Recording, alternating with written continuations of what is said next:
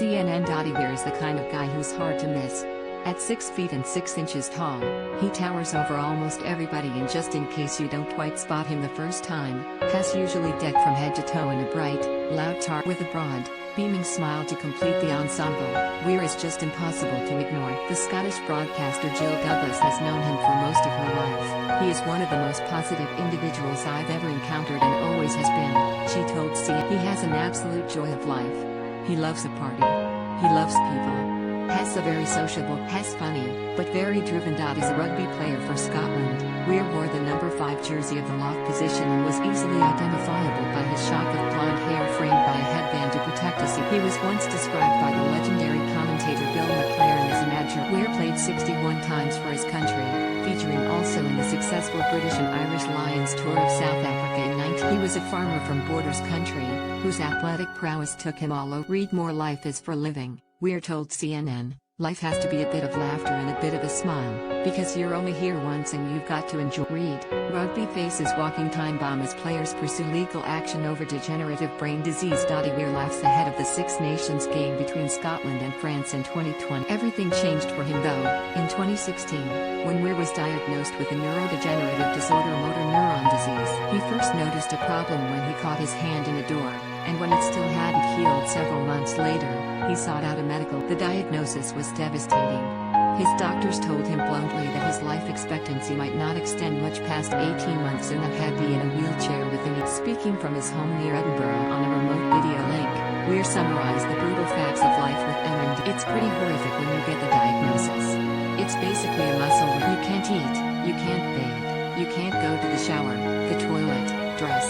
You eventually can't speak, you can't swallow, you can't breathe. As he recounts all the horrors of a disease that Hess endured, he at least can reflect on something positive. Hess said his jovial nature prevents him from lingering in the darkness for long. Somehow Hess able to raise a laugh when concluding, so, it's not the best news that you can get. Jill Douglas has known Weir since they were teenagers. They met through their love of horses. He is a very fine equestrian, would you believe, notes Douglas. On a very large horse, obviously. She said she was in pieces when her longtime friends shared the news. It's the worst diagnosis. If you talk to people in the medical profession, it's a diagnosis they never want to share with the patient because there is no treatment. And it's a horrible way to live the end of your life, she adds.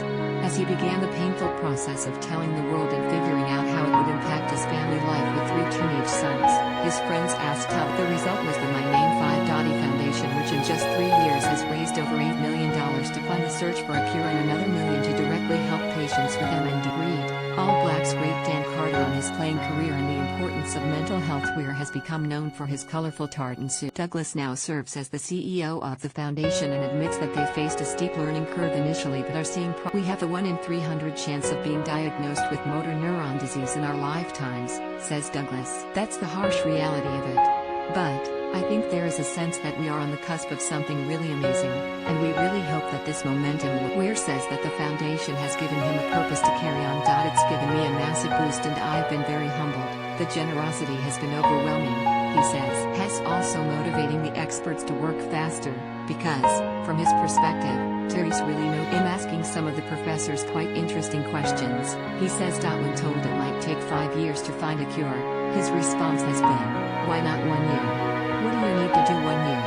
Maybe they're not used to that, but they're coming up with some. Weir turned 50 last year and has no longer trying to wreck and maul or dominate at the lineout, but he approaches his new life as if it's still every day for the last 4 years was like a game of rugby. Sport has taught me don't ever give up, he says. Be mentally positive every day.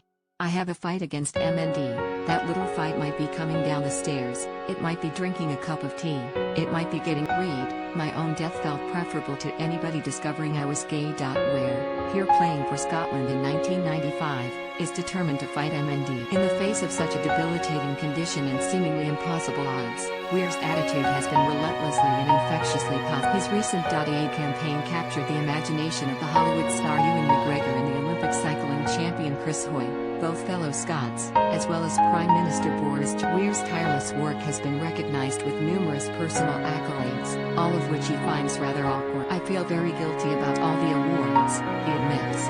This is a team effort. It's quite a difficult thing to accept. I find it easier to help people than to be helped. After 4 years, in beginning to accept the amount of love that's out there, so I'd just like to thank. His legacy has also been cemented with a trophy, which is up for grabs every time that Scotland play Wales on the rugby field. It's a magnificent trophy, says Douglas. It has the Doddie tartan. It's got these great big handles which we think represent his enormous ears, and it's tall and thin, like he is. When Scotland won the trophy last October, the team's coach Gregor Townsend, a former teammate of Weir's, brought it round to the house, so the family could spend some time with it. To get a big cup named after you, while you're still living, is quite unbelievable, so I've been very humbled, very honored, Weir explains. Weir has always been known for his positive outlook on life. CNN spoke to Doddie Weir just a few days after Scotland had beaten the Six Nations champions England at their home stadium of Twickenham, the first time that Scotland had won there in 38 years. Weir is still basking in the glow of victory, and he says it inspires him to keep going. Scotland has maybe 10 to 15,000 rugby players and 2 professional teams. England has 12 professional teams and I think 250,000 people playing rugby. The underdog is always the Scot. At the weekend, David beat Goliath, and what a great occasion it was. I plan to do the same with MND. No one has survived MND. But somebody has to win one day, and I really hope it's going to be me and many others who are joining my